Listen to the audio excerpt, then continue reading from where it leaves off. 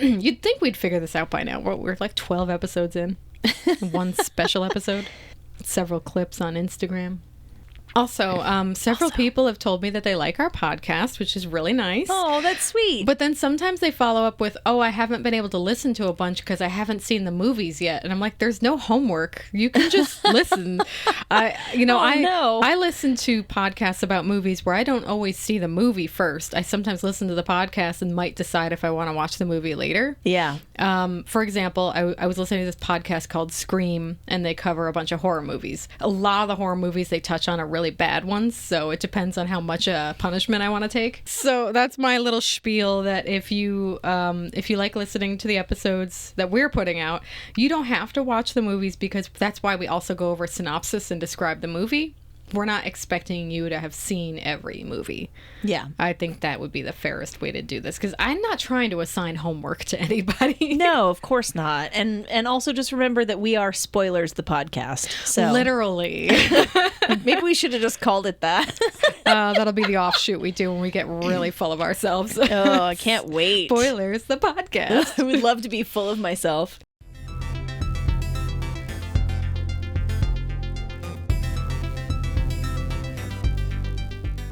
Hi, I'm Bridget. Welcome to Spoilers the Podcast. You've already been warned. It's in the title, folks.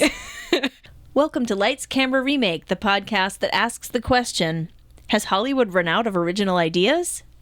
Well, they usually just make a sequel first. My dumb idea was going to be, Erica, we need to get up to 50 subscribers per week or this podcast is going to blow up. Welcome to Lights, Camera, Remake, the podcast that needs to get 55 subscribers before our podcast blows up. Could you imagine? I love it. The anxiety. So oh, I just be going up to people on the street, please subscribe, I'm going to explode. That ain't right. Dennis Hopper's going to kill me. And he makes a convincing villain. He really does. So that's your intro. Yay. You're Bridget LaMonica. Oh, you're Erica Strout. So this week we're talking about, sometimes we talk about remakes, but this time we're going to talk about a sequel, a movie and its sequel, Speed and Speed 2. I'm so excited that Erica suggested these movies. Yay. I hadn't seen Speed since probably the 90s, and I watched it a few weeks ago as just a revisit, and I was just delighted. I think this is one of many movies that I kept catching pieces of on TV, and I just assumed it was always on a bus. So when I that's all I remember. And when it started with this like Nakatomi Tower kind of shit in the beginning, I wasn't expecting that. There's multiple locations. Who knew? But we'll go over that. So I guess I'm going to cover the first movie. Erica's going to cover the second one. Yes, ma'am. Speed, 1994 movie starring Keanu Reeves, Sandra Bullock, Dennis Hopper, and a bus. And a bunch of other people, too, who are notable and wonderful, but I don't have all day. It was written by Graham Yost. So the writer, Graham Yost, wrote this movie because he was inspired by the film Runaway Train. He initially watched that movie because his father had talked about it, and he incorrectly stated that it was a train that couldn't slow down because there was a bomb on board. Yost went on to watch the movie and determined, could have been better with a bomb on the train. This movie, also, the original version of it started as a bottle episode type thing. Do you know what bottle episodes are? What? No, I actually don't know what a bottle episode is. It's learning time with Bridget. Yay! Educate me. Typically, bottle episodes refer to TV shows. So if you watch your long-standing TV show, I don't have any examples that you would have seen. I have some examples of nerdy shit I've seen. I'm going to stop saying shits. We get 2 shits per episode. I've already said 4. I don't have to go right now. Okay, good.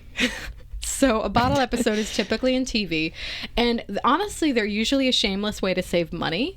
So if you have a typical, let's say, ensemble TV show, and they go to multiple locations typically, and they have they go from their apartment to an event in the city and a bar, and they go to, and that's their typical episode. To save money at some point in the season, they might have an episode where they're stuck in a car. And that's the entire... Yeah. So that's what a bottle episode... It's bottled up in one location, right? Couple of really well-known Friends episodes. Yeah, I was just thinking Friends probably did that as well. Was the one where everyone wasn't ready to go. Oh, yes. Of course it was. I think there was one other one, too, but that was, I think, probably the most notable. I mean, they had a long run, so they probably did it more than once. Yeah.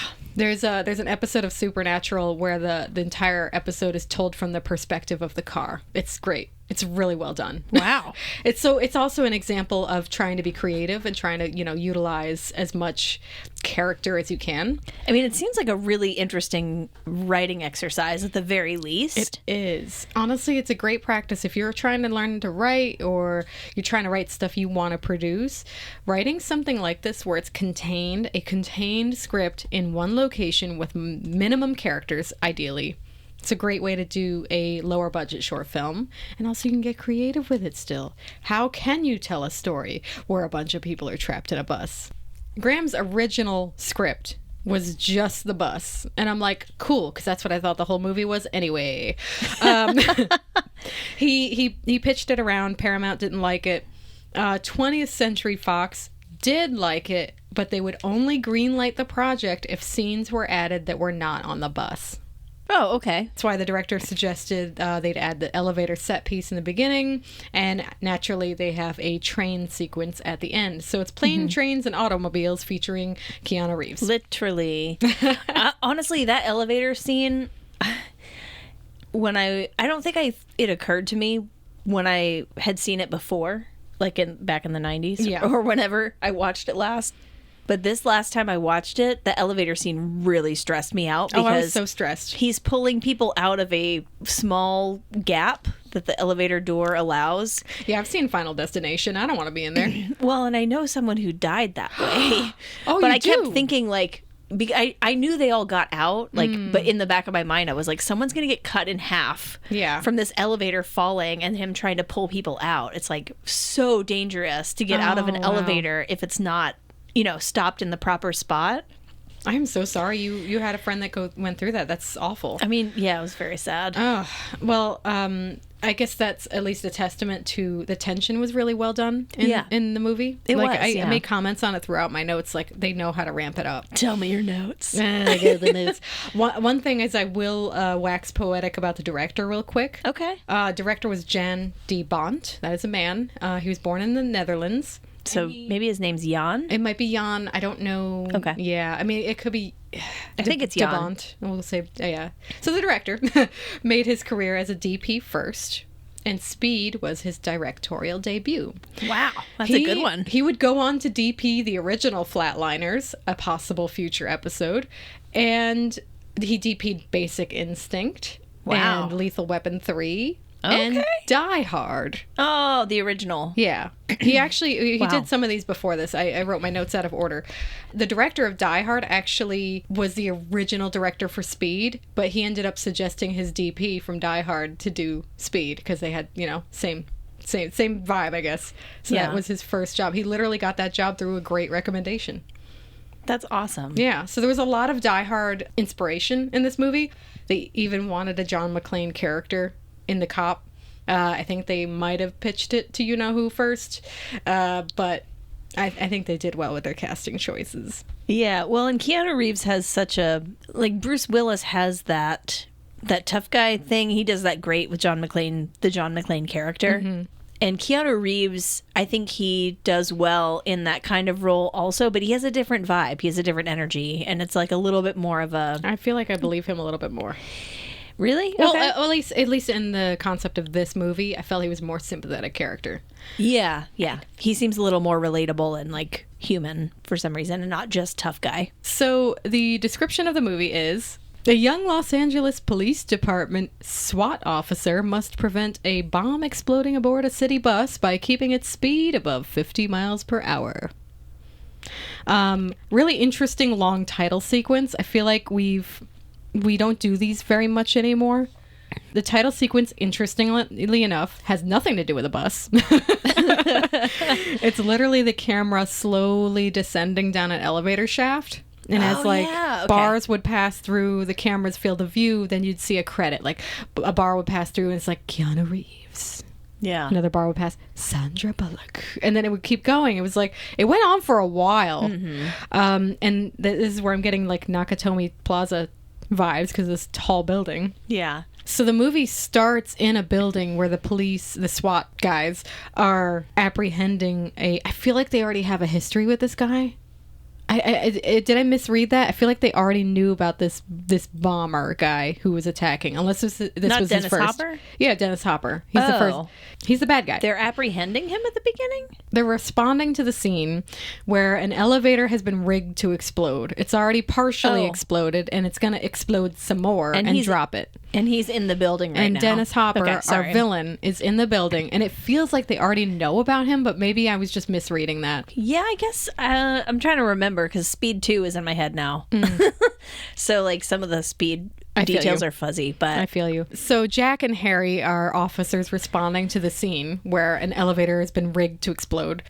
And they are introduced in the most ridiculous, unrealistic way, and they're already setting the tone for the movie. I love it. The cop car comes sailing over this hill and smashes down on all four wheels. It would have totaled that car, but they just get out of it all nonchalant, like, what's the situation? Like, I love it. It's so good. Also, like, the whole elevator situation is introduced in such a, I don't know, tongue-in-cheek way. I don't know. Because all these people get into the elevator and a guy presses the button and then another guy presses the button again. And he's like, geez, Bob, like, you had to push it again to make sure I pushed it right or something.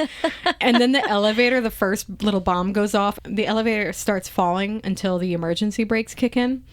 And then this guy goes, Jesus, Bob, what button did you push? See, that's an example of a good joke in there. There's a couple of good jokes. There's a couple of misogynistic jokes. There's a lot of like boy humor jokes that were not great, but also like I just enjoyed this movie. So like some of the dialogue was a little like not painful, but like some of the boy jokes like, oh, you got big hairy balls and stuff. That was a little much. It's clear that a man wrote this. Oh, I'll get into what man wrote this. And with the second one too. Yeah, when I hit our trivia at the end, I will tell you what man wrote some of these lines. Because you know who this is, and it is not Graham Yost. Oh, that sounds loaded. Oh, it is. We know that there's a timer, right? Like the mysterious caller on the phone has told them he will drop them within a certain amount of time if he doesn't get this big payout. So they're trying to wrangle the money and stuff. But our hero cops, Jack, played by Keanu Reeves, and Harry, played by Jeff Daniels. He's a good one. He is a good one. They kind of go, rogue cop situation, and they start investigating on their own. Mm-hmm. And they figure out, already evacuated the building of everybody else. The bomber guy can't possibly be here. And they figure out, yeah, he's watching it. He's here. What's the one place they didn't check? The freight elevator. And they catch up to this bad guy. Eventually, Harry is the one who ends up in Dennis Hopper's clutches, and there's a hair trigger that's gonna blow up this elevator, and he's like, well, I'm just gonna keep this hostage, and blah blah blah. And now I don't remember the reference. I wish I could have gone back to the scene. Harry says, shoot the hostage. Harry is the hostage. Yeah. And I think he was referring to some technique or tactic they talked about in the car or something, or on the way in. I think coming into the building, maybe they were having a conversation where they were like, they kind of quizzing each other on like what hypotheticals. You do in this situation? You shoot the hostage. And like, you're not supposed to do that. And Jack was like, I would shoot the hostage. So Jack shoots the hostage. He shoots his partner in the leg, and he collapses, and he gets out of the grip of Dennis Hopper's character. Dennis Hopper disappears into a doorway that leads, I think, into a parking garage, and immediately giant explosion. Naturally, somebody says, of course he's dead now. Like, we know he's not dead now. You guys know he's not dead now. Come on. That's too easy an answer. Too easy. Yeah. But like, Jeff Daniels' character wastes no time in complaining that he got shot in the leg. He's like, you didn't have to shoot me. Jack's like, I did what you said. He complains about it several times. Oh, it's okay. It all works out in the end because they get awards for being good cops. Well, and I'm sure being shot doesn't feel very good. I imagine it hurts quite a bit. So, Harry's put on desk duty for a while. Yeah. Now, another interesting factoid about this movie, a note that no one else would have made. I noted that everybody in this movie, they know the names of their local bus drivers. They all know the local bus driver names. Oh. Jack runs into a bus driver in this cafe he's getting coffee and a muffin at, and he's like, oh, so-and-so, it's Sam or something. Hey, no, Sam was the other guy.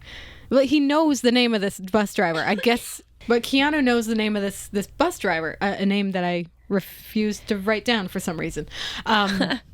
So he says his pleasantries, and then, Keanu goes to his car, and the bus driver goes to his bus. The bus starts going down the road, and a monumental explosion takes out this bus. It does seem unusual that a SWAT team member would know, like, public city bus drivers' names. I don't understand that either. But it's like he has a car, but also he knows the public. But I don't know. Maybe it's that save the cat moment where it's like, let's do something that's sympathetic. He knows, the everyman kind of thing. I think that might be the vibe. That makes sense. But naturally, he's freaking out because this guy he was friends with has just been blown up. He tries to get to, the driver's seat of the bus, but it's literally everything's on fire. It's too hot to get near. Yeah. And then the payphone rings on the street. So Dennis Hopper's character tells him that there is another bus in the city. It has a bomb rigged to explode. Mm-hmm. If it hits 50 miles per hour and then, slows down at all, it's going to explode. It's rigged to explode. It's enough C4 to level a city block or so. It's like ridiculous.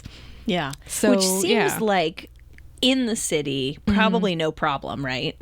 But if at some point the bus gets on a highway. Yeah, it does. Because that's part of its route. Right. Which naturally it's going to speed up at that point. Mm-hmm. So Keanu is chasing the bus onto the highway. And I think he's going about a little strong, which I get it. There's literally a bomb on board. But it's just the most. This whole highway chase scene, it's a great car chase scene because it's multiple cars. It's multiple ridiculous things that happen. It's great.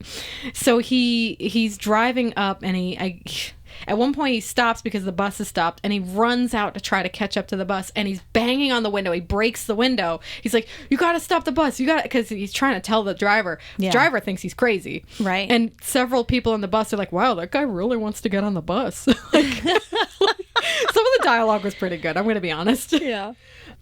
So the bus gets away from him because, no, we're not going to open the door to a crazy man who busted the window and slammed the window with his fist. Yeah, in downtown LA. I think you're crazy, man. I think if I was driving a bus, I'd be like, that guy's banging on the door. I'm going to get away from him. No, it's just too much. He came on too strong. He wasn't wearing a uniform. He was in plain clothes. He was in plain clothes. He's in like multiple layers. He's in like 3 layers. It looks very sweaty. I'm sorry. It looks warm. He's wearing a shirt. That's because we live in the Southeast and not in LA. And another overshirt. It's just too many layers, Keanu. No, probably. He starts running after the bus, trying to get him to stop. And then I guess he gets too far because he doesn't go back for his car. I think maybe it's stuck in traffic or something, but he does not go back for his car. He stops a man with a convertible and's like, he starts talking to the guy. The guy's like, no, don't arrest me. This car is mine. It's not stolen. There's definitely some commentary on police interacting with people of a certain melanin. Certainly. Mm-hmm. I just gasped because I need to know. I'm pretty sure that the guy driving that car was in the sequel also. Oh, I would look forward to that. Okay, yeah. Okay. That's a great realization. Just hit me. That's good. I wonder if he's like so upset. Yeah, he's upset in both of them. We'll talk about why he's so upset. So Keanu, he says he's a cop. The guy's like, this car is not stolen, it's mine. And Keanu's like, well, it is now. Move over. Oh my God. Uses the convertible. Can you imagine? No, I can't. All of this is it's just so much. He uses the convertible to pull up to the bus, and he's trying to shout over the noises of traffic, over the rushing wind, over the whatever, trying to get through to the driver. And eventually he screams, there's a bomb on board. And the guy next to him he's trying to help. He's like, yeah, there's a bomb. There's a what? Great moment. They decide to get in front of the bus and try to start slowing it down, and they write out a note like bomb on bus, and they can't get the driver to see it, but the wind takes it and slaps it on this windshield. It's great. It's a great cinematic moment. Yes. And the bus driver sees it and is like and then starts to slow down. But then Jack looks down at the speedometer. They're on the highway at this point. They're on the highway. So They were gathering speed. Yeah. Speed. Hey, that's the name of the movie. Hey, look at that. Keanu looks down at his speedometer because he's in the lead car right now and realizes they've already gone past 50. And he's like, oh, no, keep going. And he tries to tell him, like, you got to keep going. Yeah. Finally, in a very incredible feat, he is able to jump into the door of the bus. And the poor guy who's left behind, he gets back in the driver's seat of his car just in time to crash into some of those water-filled that is what happens to his car. That poor guy. He had a rough time. His door got ripped off in the process. He got his car stolen. A lot happened. So I really hope the police department of LA took care of this guy because, they must have insurance, right? I would hope. In the process of doing the line of duty, Right. So Keanu finally gets on the bus and he's trying to tell the bus driver, like, to himself so that the rest of the people on board don't panic. Yeah. You've got to keep it up to this because of this bomb situation, right? Yeah. And Sandra Bullock's character comes up and she's like the bus mayor. Okay. She is representing the people of the bus. She comes up and she's like, excuse me, don't bother him. What are you doing? Tell us what's going on. And she is on business right now. Sounds like she's the mayor and the sheriff. I think she is, and she's trying to get shit done. Oh, that's 5. And I anyway, haven't been counting. I have, apparently. We'll fix it in post. Oh, yeah. He finally lets everybody on the bus know what the situation is, which it would have been really awkward if they didn't know when they were going through all of what happens to not know what's going on. Yeah. When he announces that he's a cop on board, there is a man who apparently is a criminal of some sort. We don't know what he did. He freaks out, jumps out into the aisle of the bus, and brandishes a gun because he thinks that Keanu's character is here apprehending him. And It sounds like he doesn't really speak English. Is that right, too? I don't know what the problem was. He spoke enough English to kind of get out there that, the idea, but Keanu is trying to explain the situation. Yeah. He's like, I don't care what crime you did. I'm not here for that. I'm trying to, Yeah. And this guy was still charged up or whatever. Maybe he was on drugs. Maybe he was just nervous or whatever. A scuffle ensues. A shot goes off. And where does that shot go? Right into Sam, the bus driver. Oh, poor Sam. He was such a cool guy. He's okay as far as we know.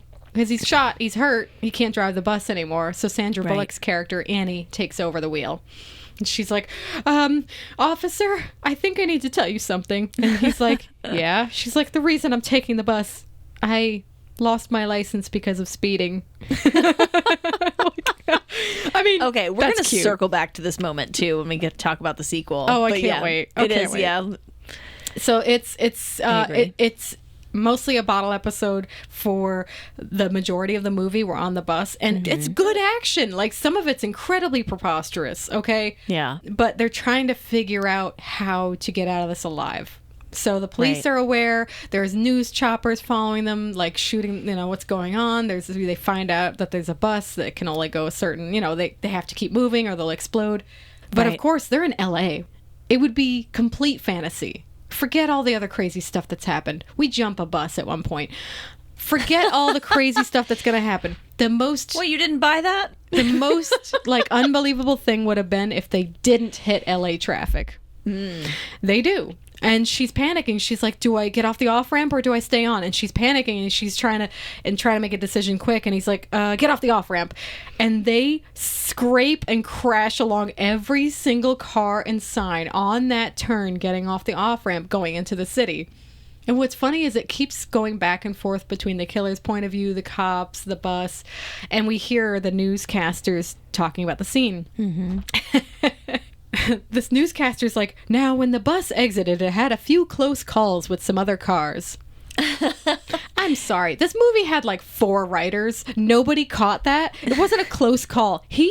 They totaled like 25 cars just in the off-ramp. Yeah. Did their scripty not cover? I mean, they have a script supervisor too. I mean, this is literally something you could have fixed in post. Just change the line. Yeah. But anyway, so now they're in like the regular city part and they're still trying to navigate, and it gets hairy because, you know, sometimes the bus can't squeeze through things, so they have to hit stuff to get through.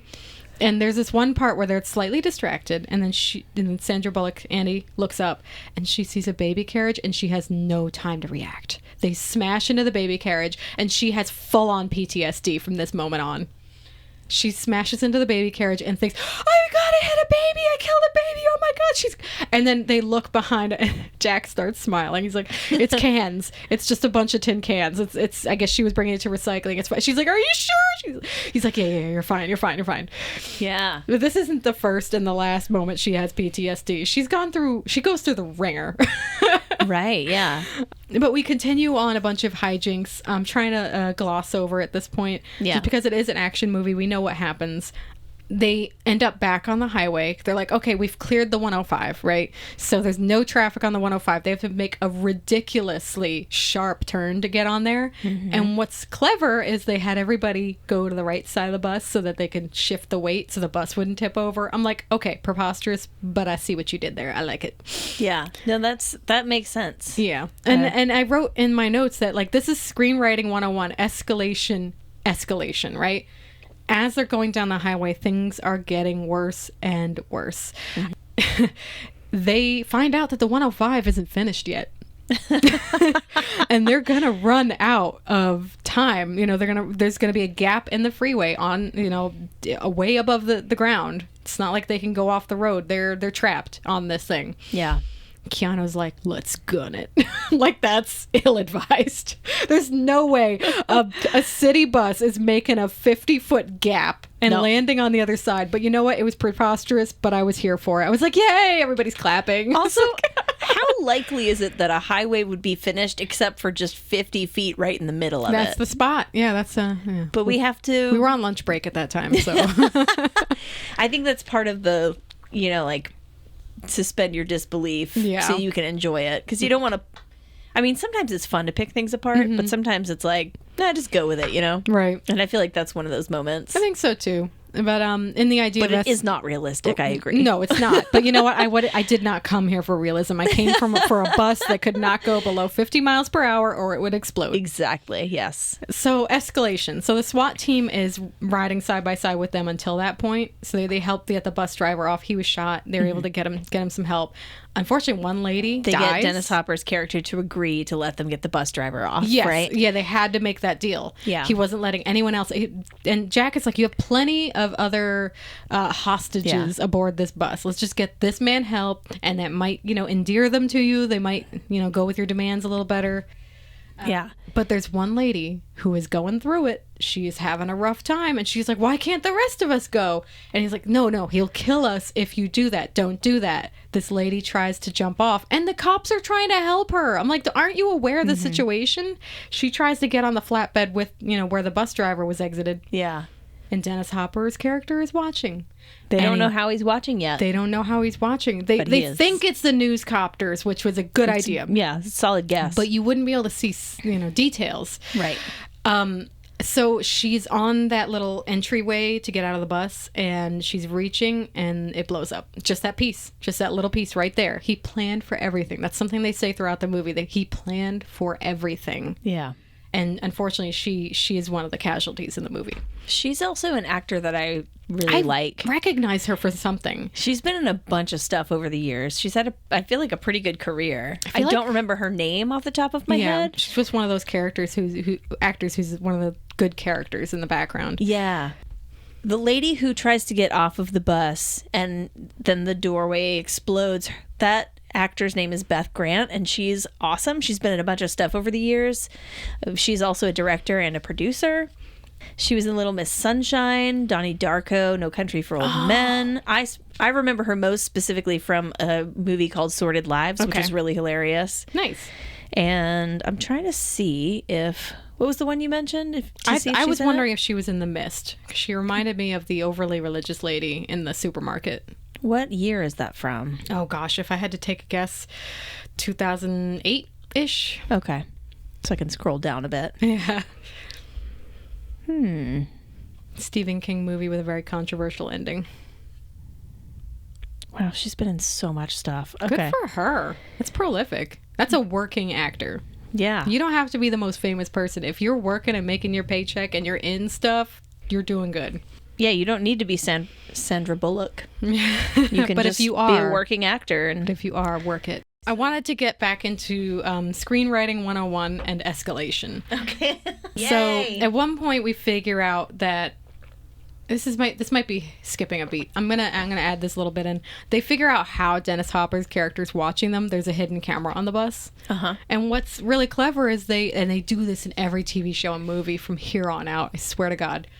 They have someone at the police station or whatever just loop a minute of footage of them all just kind of standing still, and they have that keep playing so that they can fuss with the bus and figure out, you know, some way to stop the bomb, or to get everyone off of it. Yeah, exactly. And they do it because this works because the camera doesn't have sound. There's no sound. It's just like a standard security camera from ye olden days. There's no sound. It's just a grainy black and white photo. Grainy black and white. Picture. Words are hard. Yeah, video.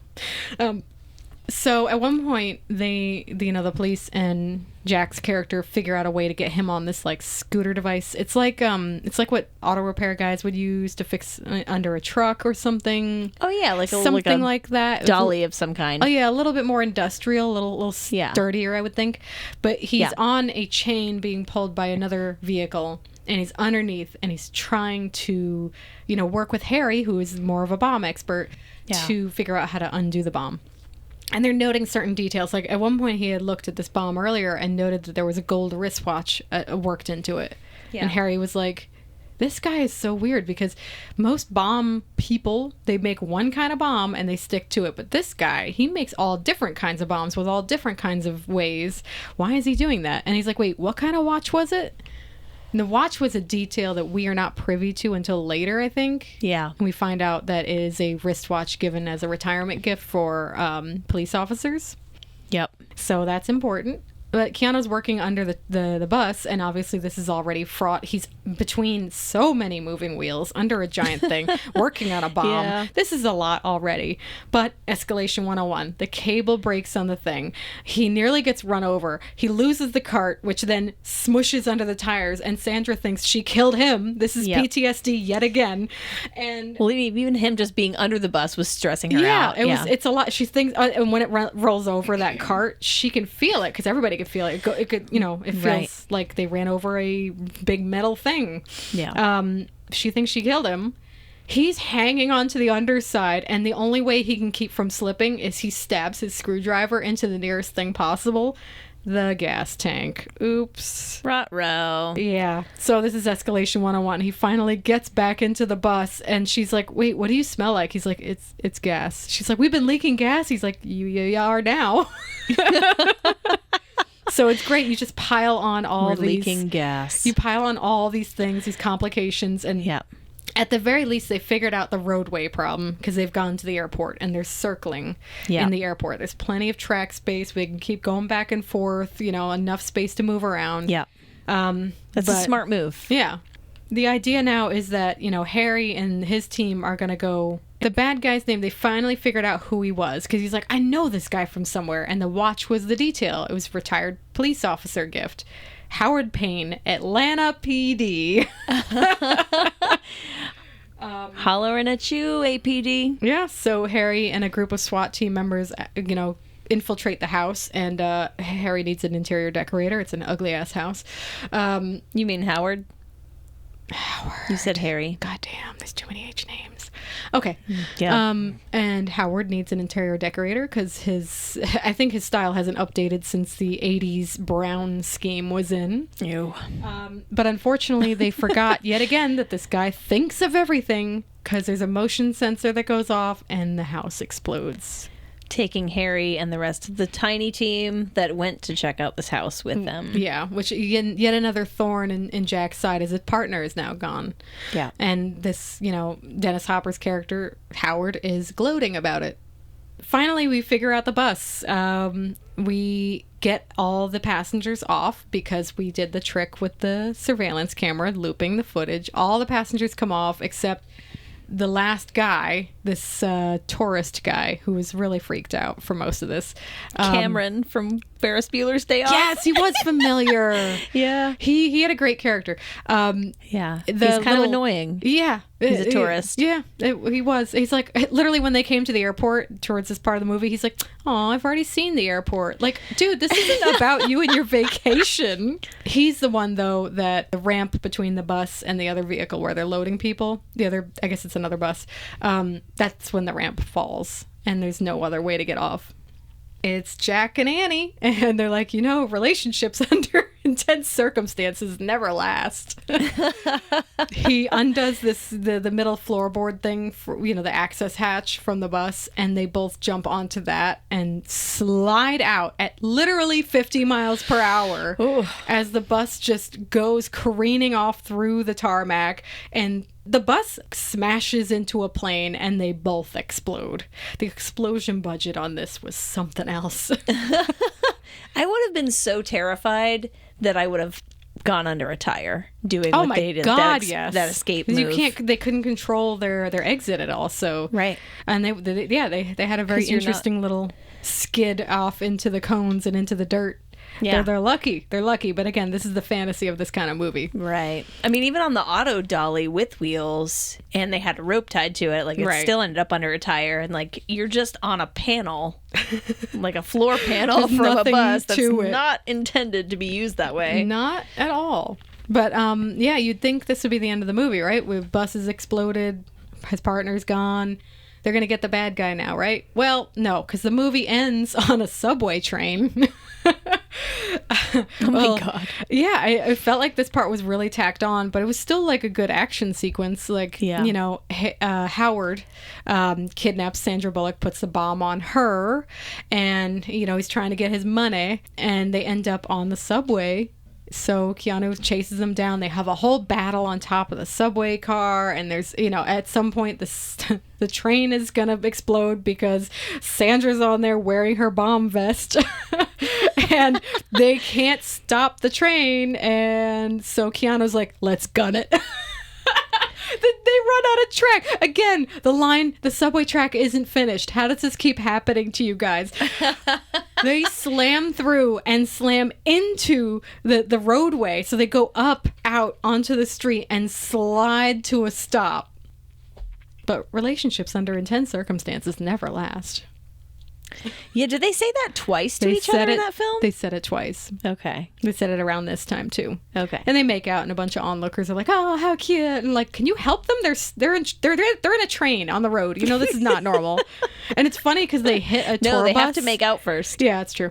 They hit a tour bus, they tapped it on their exit. They just as it slid to a stop, eek, right into a tour bus. Just a little tap. And the driver's like, "Oh, come on, this guy." I'm like, who's driving a train sideways on the road? Think, sir. Nobody on purpose. Nobody on purpose. So. I do love the way that Howard, on the fight they have on top of the subway car. Oh, yeah. They have these hang down panels that are every so often they'll go by one of those. So they have to keep rolling out of the way of it to not hit it with their bodies. And eventually, Jack. I know, I did that too. I kept switching the actor name and character name. Sorry, guys. Eventually Jack gets, sees one coming and pushes Howard's face up high enough, and Howard's head comes off, which is brutal. It was a brutal death scene, but I was like, yeah. But yeah, I mean, he's terrorizing the entire movie, start to finish. Yeah, but he got his due. And then Jack had a quip at the end, which didn't make very much sense to me, but he got his little moment. The bad guy told him something like, I'm smarter. Like, that's been the whole thing. He's smarter the whole time. I'm smarter than you. And Jack's like, yeah, well, I'm taller. Like, this doesn't make sense in the context, but I'll go with it. Yeah, I'm not really sure what he's trying to say there, but... I'll have what she's having. There's better lines. Like, anyway. That's a very different movie. Now, Yost's script was rewritten, obviously, because that's what happens in Hollywood. It was rewritten, and apparently the writer did such a terrible job that the script was rendered terrible. And so Yost had to rework on the draft, and then a script doctor was brought in.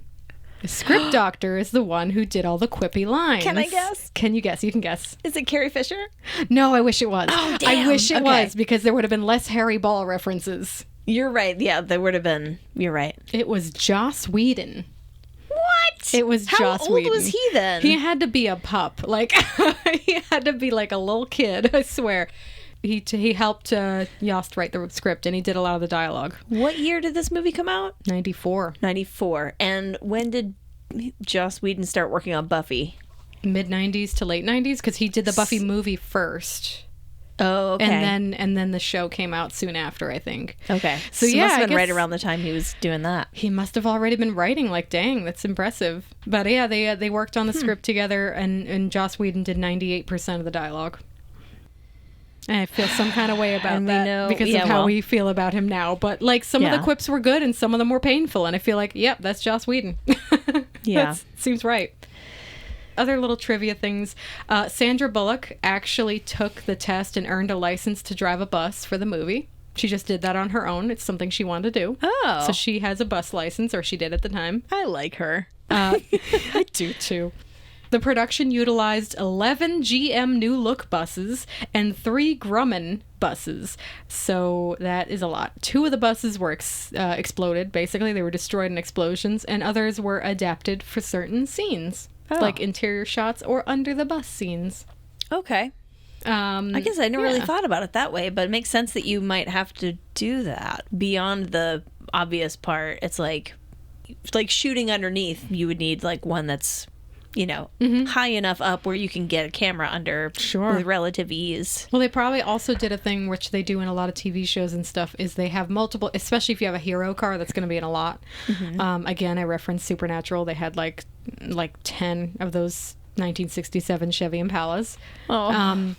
And they will have like a lot of dialogue scenes in the front of the car, so they had cars that were just the seats, like just half of the car, so they could film around it. And they do that a lot with these productions. I bet you some of these buses were chopped up so that they could maybe chop off the bottom of a bus and suspend it above them so that they could work underneath. Because you figure, not only is Keanu Reeves under there, there's a camera crew and a lighting crew, and sound is getting in there, and like hair and makeup are coming in for touch-ups. Like, he's not on a speedway. You know, I don't know how much, was done on the road, but like, granted, some things had to be done in studio. Yeah, I would think so. Or at least under controlled circumstances. So yeah. That was Speed from 1994. I love it. So Speed, 1994, got a 7.3 out of 10 on IMDb. Speed also got a 95% on the tomato meter on Rotten Tomatoes. 95? Yeah. Wow. A 77% popcorn meter, which I think it's funny that it sounds like the critics liked it more than the audience, which almost never happens. Yeah, that seems unusual. Huh. Speed from 1994 got a 3.7 out of 5 stars on Letterboxd. That sounds healthy. Yeah, I feel like it's a decent rating. All right, so should we dive into number 2? Yes, we should. We should. All right, I don't know why I go back and forth. I guess maybe it depends on what movie it is and how much time I have and how much faith. Like, I went into this thinking, this is going to be a pile of crap. I really was not expecting anything good out of this movie. Oh my God. So Speed 2, Cruise Control, which brings up, I think, the wrong image personally, because cruise control is a function in a car, and pretty much the whole movie's on a cruise liner. So it was my job to watch Speed 2, Cruise Control, and I decided to choose that one for myself because Bridget was nice enough to not make me the remake of RoboCop. Wow, that's a callback. And okay. also the Parent Trap remake. Oh my gosh, you're right. I'm not doing that again. You gave me the good ones on both of those. I did. Yeah. Expect pain in the future. I'm just kidding. I haven't picked out my painful movie yet, but it might be 2 episodes from now. Okay. 2 of my episodes from now. Okay. Well, We'll see. whatever torture you, task me with, I'll take it. Thank you. I'll try not to complain. Same over here. I will grumble all the way, but I'm just kidding. I love it.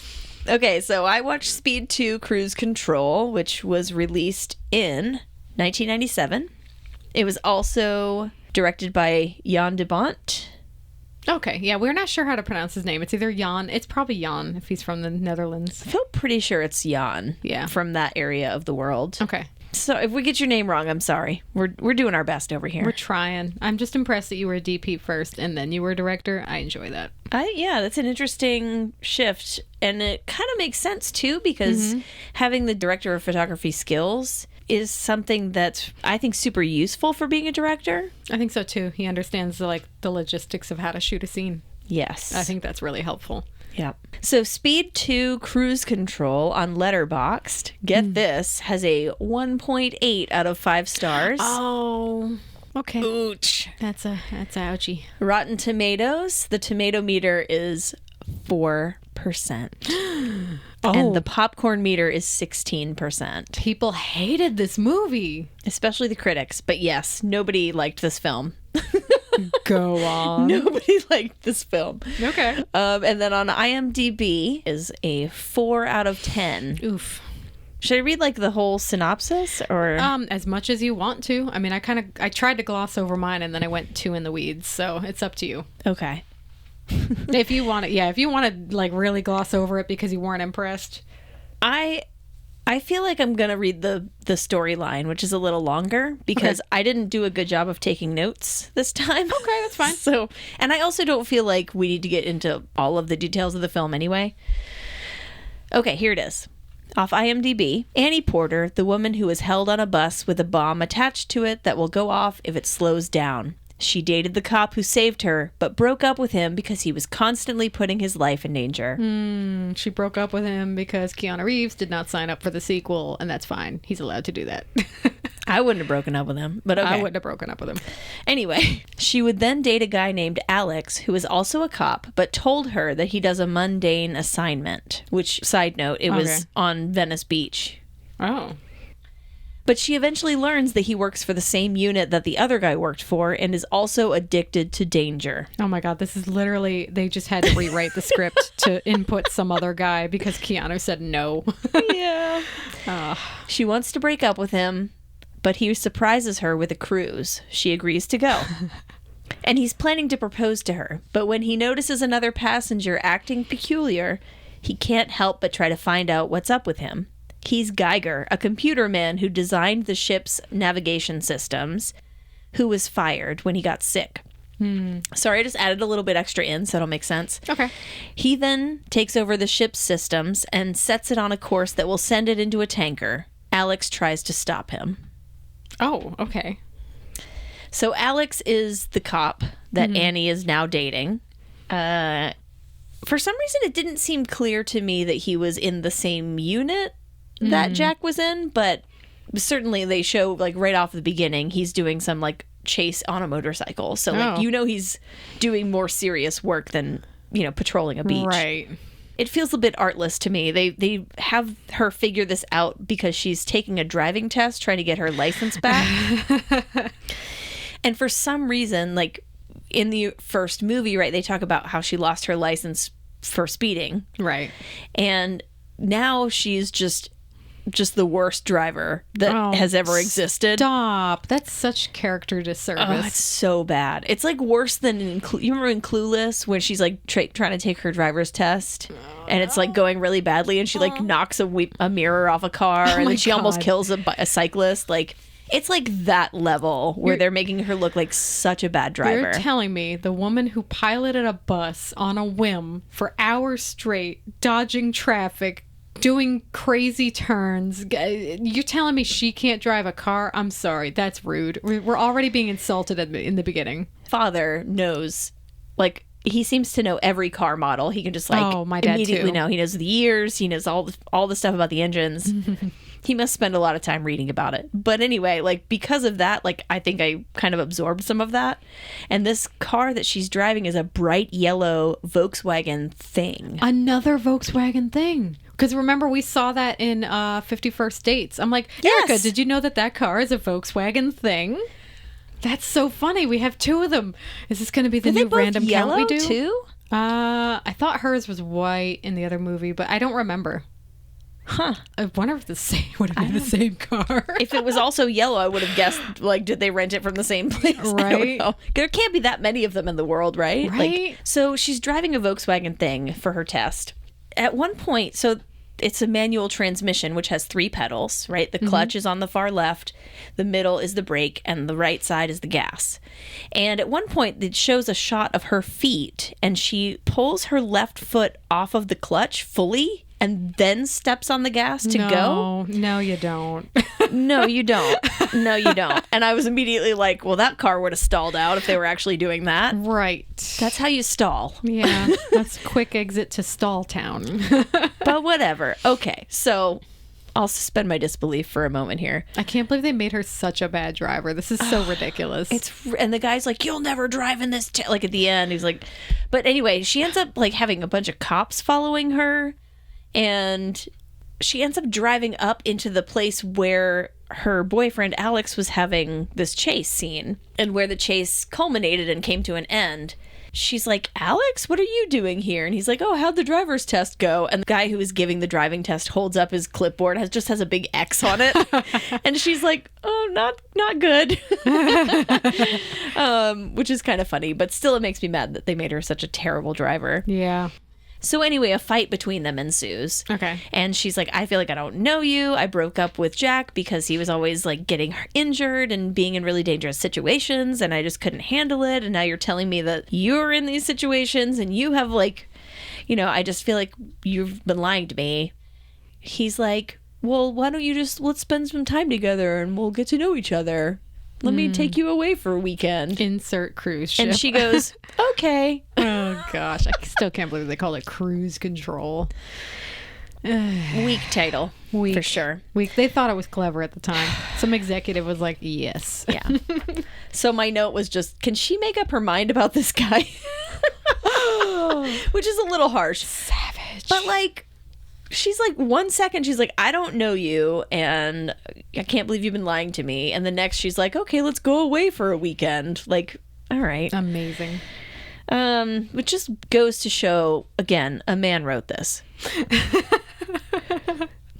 You guys needed Carrie Fisher. you did. Oh, and then I wrote, interesting that they're following Annie instead of Jack. But again, we know that Keanu Reeves did not sign up for the sequel. Right. So that was the only option they had. But then why did they have to do it? Well, there you go.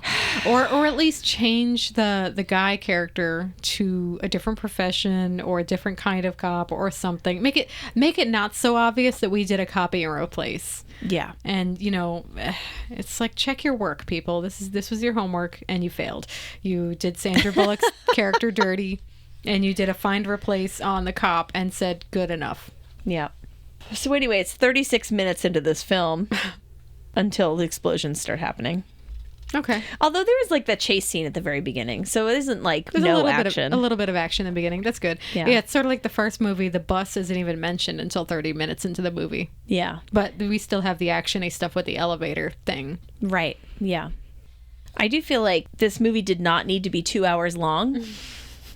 Did not need to be 2 hours long. She said that so sharply.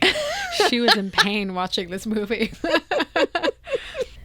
They end up on this cruise ship, and I feel like I often miss these moments, but for some reason with this film, I was like, oh, I see Willem Dafoe. Like, he's right there.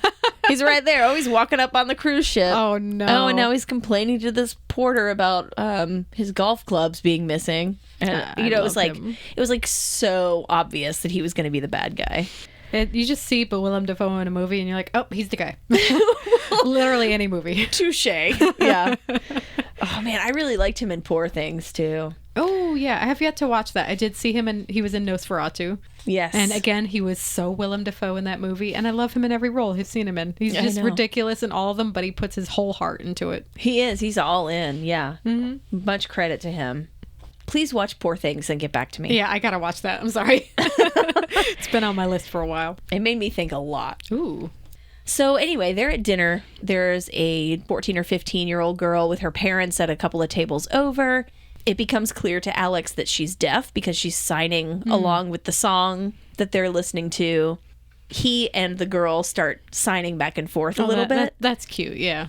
It was a really sweet moment. And Annie notices, and she's like, oh, I didn't know you signed. And he's like, oh, I wanted to learn another language. So, he and this little girl have a little moment. She ends up getting lost in part of the ship, and he has to rescue her because it's the part of the ship that they need to flood in order to slow the ship down. Oh, wow. It's a whole thing. But this girl clearly has a crush on him. My next note is another white guy, bad guy. Oh. Thumbs up. I love it. No notes. That's enough. And then I wrote, if the deaf girl is the hero, I'm going to freak out. Because I couldn't tell at first. There was they were bringing this character in, and I'm like, what role is she going to play in all of this? Like, she's clearly important enough that they're making a point of introducing her and, showing her kind of her life. Because it shows her, arguing with her parents a little bit, too, at one point. Anyway. Willem Dafoe's character developed the software that runs the ship, basically. Mm-hmm. And you find out later on that, he got sick. It sounds like probably from something that had to do with his work, but then when he got sick, he got fired. Okay. I don't remember getting, a great explanation of all that, but that's the gist of it. It's an attempt at a commentary of, cold companies getting rid of their employees when they're no longer useful to them. Yes. Even though if you're building software, I feel like you don't need to be physically fit to do that. Yeah, that's and he clearly hasn't lost his mind or anything. Right. I mean, he's doing something crazy right now, so maybe he has. So anyway, he rigs it so that certain parts of the ship seem like they're on fire. Ooh. So then they evacuate most of the boat, except for a small group of people who get stuck when some of the automatic doors shut. Ooh. During the evacuation. Those people end up with it's basically sulfur, a sulfur smoke that's coming in. It's not real fires. He just wants everyone to think that the ship is on fire. Alex notices this when they first are doing the evacuation because they're out dancing and having dinner, and they're he wants to propose and all this. Oh. And he's like, it smells like sulfur. That's not, he's like, that doesn't make sense. And eventually sulfur is such a strong, it's a rotten egg smell. It's a smell. It's a distinct. Yeah. So it's kind of funny that he's the only one who notices this. But when they get to the emergency evacuation boats or the rescue boats, lifeboats, whatever, when they get out to the lifeboats, he decides to go back in and he goes to the bridge and the navigator is in there. The captain has already been thrown overboard, so he's dead. Oh. By Willem Dafoe's character, whose name I can't remember now. Anyway. It's Willem Dafoe. Willem Dafoe. And it's him with highlights, and they look nice on him, actually. Oh. Anyway, so Alex goes to the bridge. Just the navigator is there at this point. The first mate or whatever, he's doing something else because there's so much going on. And the navigator and he start arguing about whether the fires are real or not. Because he's like, I want, are you sure, have you confirmed that those are real fires? Mm-hmm. And the navigator's like, well, we just evacuated the boat. What other confirmation do you need? Yeah. Which, of course, as the viewer, you're like, you need to know. Why don't you know? So eventually they start trying to slow the ship down because can't control anything. It's all computerized. They do this other thing where one of the lifeboats is when it's being lowered down, it gets uneven somehow. Mm-hmm. I believe it. And so then they do this thing where they tell everybody to go to one end of the boat to take the pressure off that other cable. Oh my gosh. Which, okay. I mean, it's kind of a small thing. It's an attempt at a callback from the bus. It's a little bit of a callback, I think, yeah. All right. My next note is, fuck yeah, everyone's getting naked to block the smoke. Okay, so the people that get... Out of context, that is wild. So in the hallway where those last few people got trapped, this sulfur smoke starts coming in through the vents, and they start trying to block the vents with their clothing. Okay. Because that's all they have. Yeah. Annie eventually also goes back into the ship, and she finds that these people are trapped. She goes to a supply closet where there are 2 chainsaws, takes the bigger of the 2 and goes and like cuts a big hole in the door so that these people can escape. But it's this weird moment where she's cut the hole and she's still holding the chainsaw like in the hole, and she's like, come on out, and the guy's like, as soon as you move the chainsaw, we'll do our best. Like, we'll try. Oh my gosh. And it's like this weird moment where I'm like, that is not something a woman would do. But again, we had to insert some stupid character moments in there. I just feel like they're trying to make her seem like a dumb idiot. A lot of moments, and yeah, we don't appreciate was that. Bugging me. Yeah, it would bug me too. This movie's been derailed. I mean, they should have done it on a train. It's the same formula as the first Speed. Well, yeah. Do you want to? If you want to skip anything, you can. I mean, we know. Oh, I will. Oh no. No, I mean, I'll skip the details because I mean, if someone's gonna go watch it, like, it's just kind of a fun ride. I mean, yeah. I enjoyed it more than I thought I would. Honestly, I really was not expecting it to be good at all, but there was some enjoyable stuff in there. So it's not like it isn't worth a watch if you're, want to be up on the Speed franchise, but. Go see Mickey 17 first. Okay, good. Good to know. Okay, so eventually they get through that night. Most of the passengers have evacuated. They're up in one of the more main rooms at this point. And then I also was wondering, because they measure the speed of the boat in knots. Mm-hmm. So they measure a boat's speed in knots, and when they're starting to approach an island, because Geiger, Willem Dafoe's character, is directing the ship too. That's one of the earlier signs that they don't have control anymore, is that they're off course. Okay. Sorry, I should have said that earlier. That's okay. We're here when we need to be here. Why don't you characters know this? I know this and I'm not even there.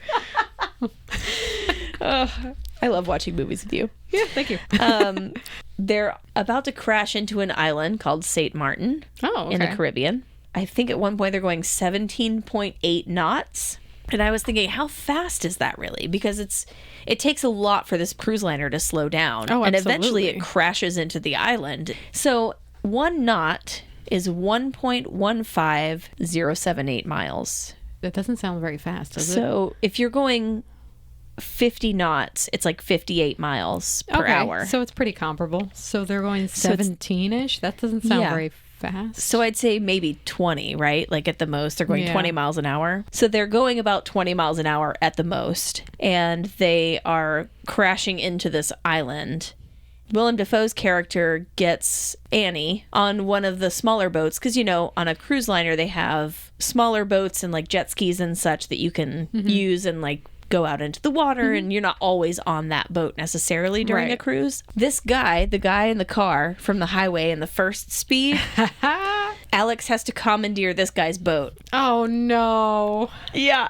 And so he's talking about how he said something about the boat costing him like $150,000 or something. Jeez. And he's also talking about how he just bought a condo on this island. And he's on a date with a woman. So there's 2 of them in the boat. And Alex is like, oh, we've got to go get her. He doesn't explain it all that well in the moment because, of course, he's just like, give me your boat. But this time his boat doesn't get destroyed. He's okay. And he actually ends up being a bit of a rescuer because Alex finally gets to where Annie is. She's underwater at this point because she got kind of away from Willem Dafoe's character, Geiger. And then he kind of caught up with her. And then they were in a plane. Oh, my goodness. And she ended up getting out of the plane with Alex. But then they were underwater. And the guy who has the boat was like, made sure like he was watching for them to come back up, and he pulls them up out of the water as soon as he can see them and brings them back to shore. And in the process gets the backpack that Geiger dropped. It fell off of him into the water. I don't remember exactly how that happens, but it's not important. But it has a whole bunch of jewels in it. Ooh, jewels. Because I guess in addition to just being a sick fuck who wants to blow some shit up, he also robbed the rooms, probably. It was like a collection that they had that was on display for everybody. Come now. Okay, all right. Yeah. That's fine. It's like standard movie villain shit, but yeah. Okay. It's about his revenge on the company right? Yeah. That was like kind of the premise, like how the cop was doing the first revenge one on was the like LAPD kind of thing. was mad because of, he was like, oh, gold watch, that's all I got. Wow. So I built a bomb with it. Yeah, like that motivation was a bit weak. I will give you that. Yeah. Okay, here's my next note. Oh, these are so ridiculous. If a ship is sinking, what's the best position to be in so you don't drown? Oh, you're on the ship already, I assume. Where it's the best place to be? I Yeah. guess out on the the deck where it's open, because you don't want to be trapped in a room or in a hallway or something. I've seen Titanic. That gives me nightmares. I saw that movie too. Yeah. 2 VHS I feel like tapes, Erica. 2. 2 of them. Yeah, she's What's looking the around. second one for? No, That's I don't the think I have special a copy. features. No, it's the second half of the movie. Oh, No. people don't know how long VHS tapes are. Some folks, yeah, that it was a movie that was so long it fit on 2 VHS tapes. It came in a box set. It was a whole thing. I don't have a copy of Titanic on VHS, but I do have a copy of Anne of Green Gables on VHS, and that is also 2 tapes. Oh, fun! I didn't know that was a thing. I only knew about Titanic being 2 tapes. Yeah. This boat runs ashore. It destroys a bunch of buildings. Of course, there's like a woman with her little boy who's like looking at a condo, and the boy's looking out the window, is like, the ship is coming, Mom. And she's like, that's nice, honey. And then, of course, that building gets destroyed by the ship. Wow. Listen to your children. Okay, so yeah, I agree with you, though. I think getting to the deck is probably the best position to be in. Let me guess. They didn't do that. They didn't, but they didn't have to. It never actually sank. Oh, wait, it ran aground. It ran aground. I thought you were going to say they hold up in a closet and they're like, this is good enough. Let's Indiana Jones it in a refrigerator. There was a point where it started to tip a bit over to the side, though. And so I feel like you got to like find a pole or something sturdy to hold on to. Yeah. At one point, they're also like swimming through tunnels to get to where the ship can steer. And I was writing that my personal nightmare is having to swim through tunnels where I don't know where air will be again. Yeah, I get so anxious in scenes with like that in movies. Yeah. Talk about the formula for the movie Speed. I wrote OG Speed formula is solid. 30 minutes left, and I know this isn't over somehow. We're an hour and a half in. You guys did not have to be that long. Okay, and then I was kind of wondering, because I felt like it looked pretty convincing, but I was wondering about the CGI special effects for this film. And I looked it up. They built a practical replica of the first third of the cruise liner. Ooh. And then they used CGI for the other 2/3 of it.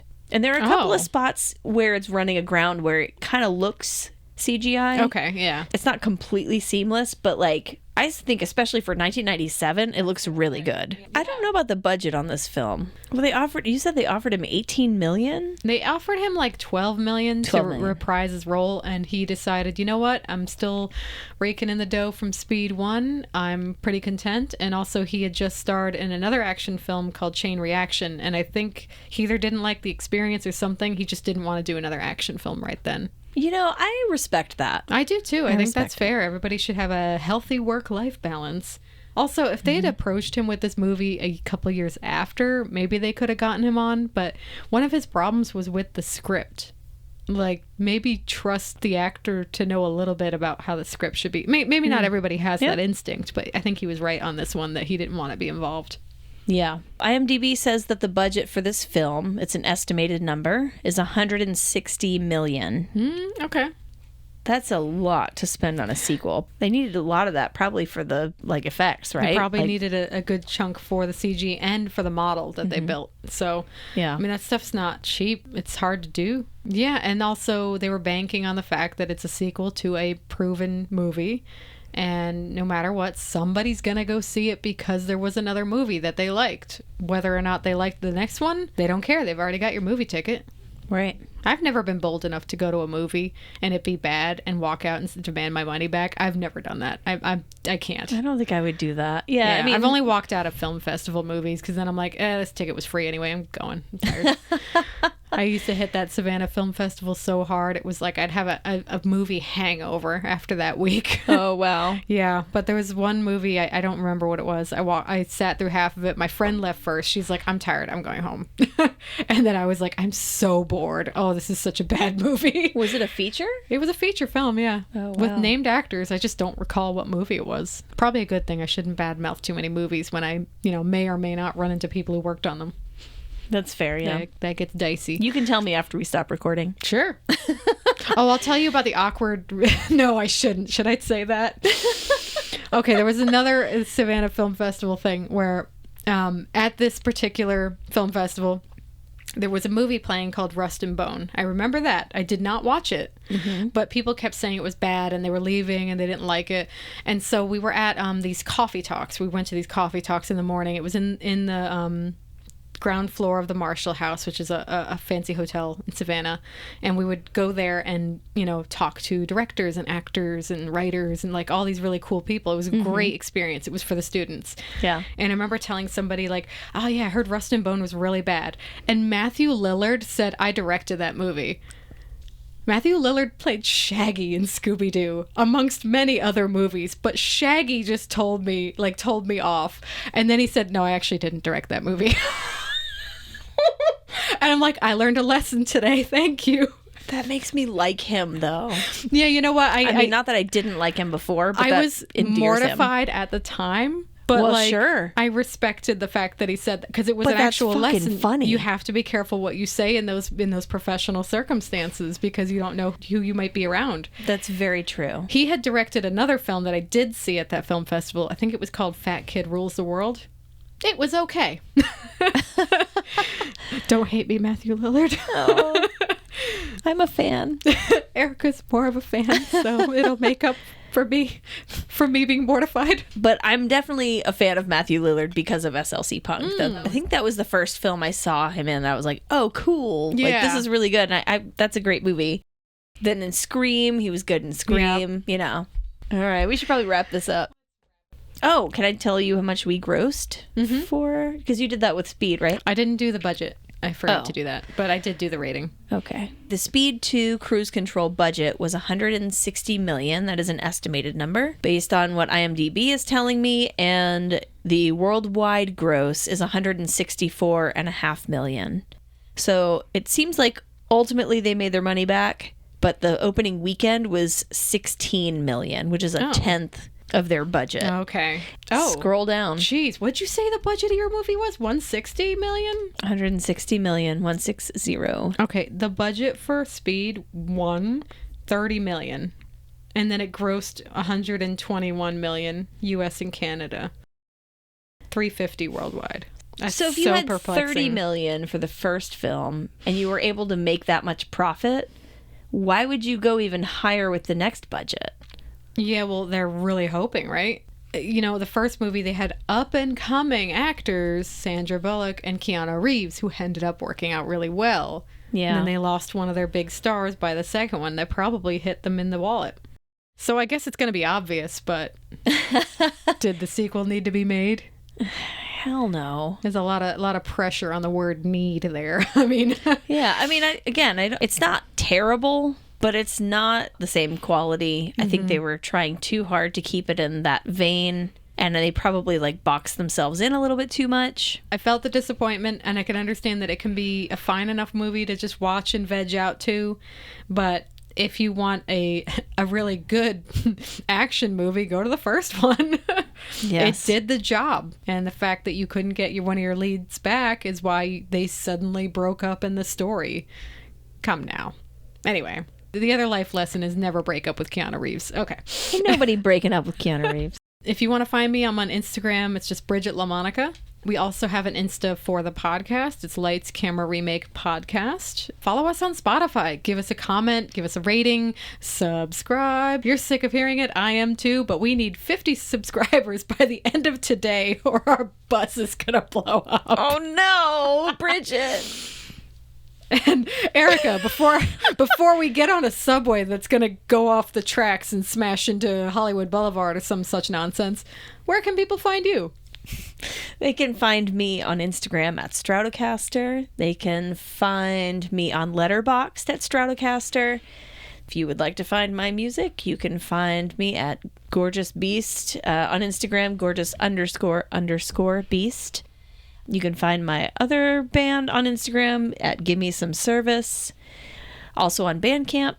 We also started a YouTube channel that's not really too much new content. We have a couple of reaction videos up, but mostly it's just another format for people to listen if you're the kind of person who likes to like put on YouTube in the morning and wash your dishes like I do.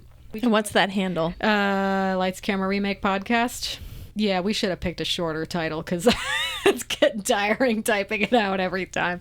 It's all good. What's interesting is I think we're going to call this season 2, where we started with Lady Snowblood. I think that's the idea. So season 2, I've noticed a trend. And it's all because I'm following Erica's wonderful lead. She started with Lady Snowblood, and then I went for Godzilla. So we both did Japanese movies, right? Then you picked a movie and its sequel. I'm picking a movie and its sequel, and I'm going to make Erica watch a children's movie just to, balance things out. Okay. After this, I think I'm going to pick a couple of remakes because we have a bunch to watch. But the problem is we're having trouble finding a lot of things that are streaming in ways that we can watch them. So it's gotten a little bit more complicated, but we'll make it work.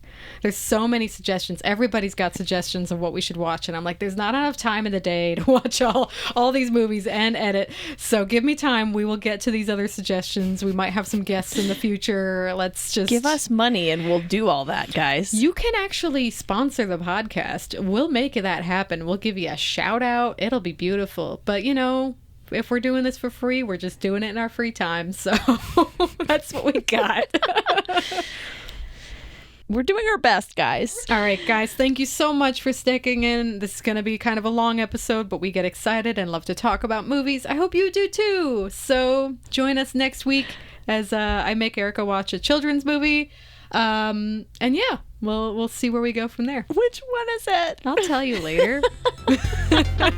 Thank you so much, guys. Also, I want to say thank you, and we'll see you next time. Yep. And we can't get below 50 subscribers today or else we're going to explode.